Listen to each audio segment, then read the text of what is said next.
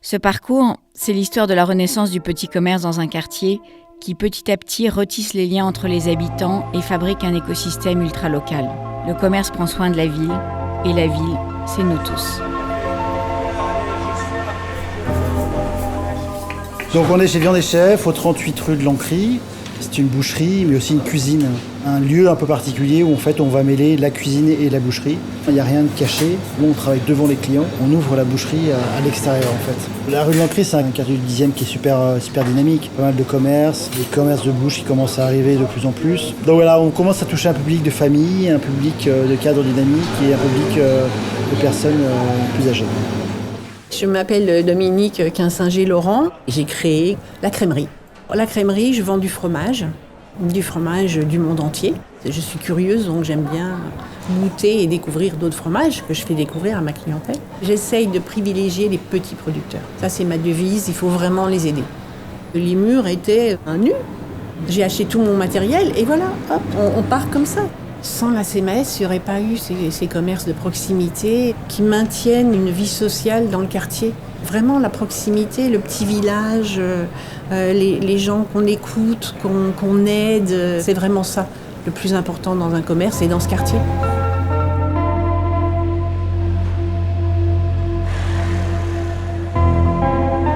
Bonjour, je suis Zousha, la fondatrice de la marque Jamini. C'est une marque de déco, accessoires et tout est fabriqué à la main dans différents ateliers en Inde. Et la boutique existe depuis fin 2013 et je suis très contente de l'avoir fait. D'autre part, il y a eu depuis un certain temps plein d'autres boutiques et de cafés qui apparaissent dans la rue. Et franchement, ça change le quartier, ça change visuellement la rue. Aujourd'hui, c'est vraiment un quartier de destination. La rue, maintenant, est présente dans plusieurs guides, ce qui n'était pas le cas il y a 5 ans, parce qu'il y a une offre produit qui est très intéressante, très riche, très innovante aussi. Il y a vraiment plein de différentes choses dans la rue. Les gens ont vraiment envie de venir se balader dans le quartier. Donc ça, c'est un vrai changement. Ouais. Caroline Ekel, donc je fabrique des luminaires à partir de globes anciens.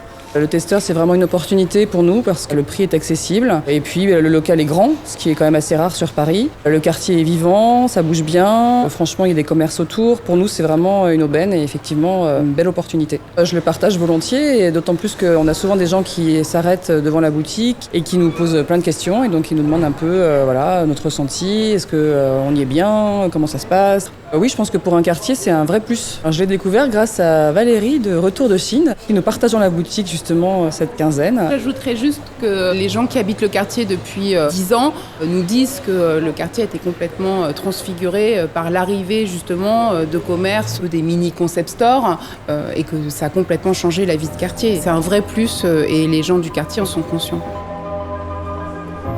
Je m'appelle Miranda Assault, je suis aujourd'hui fondatrice et directrice de la galerie de photos, Galerie Miranda.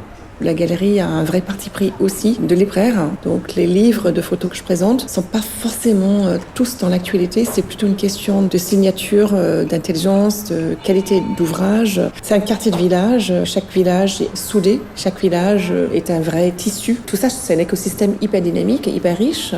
Dans cette rue, je sais que la CMS est vraiment le moteur de l'évolution positive de cette rue. Je pense qu'elle a vachement investi, vachement développé, vachement soutenu et porté des projets, dont le mien. Des gens très conscients de leur mission de service public. Un acteur très intelligent et qui a vu très juste en développant cette rue, qui a un axe très intéressant entre 9e, 10e et puis le canal Saint-Martin et l'envie de garder un esprit sympathique dans la rue.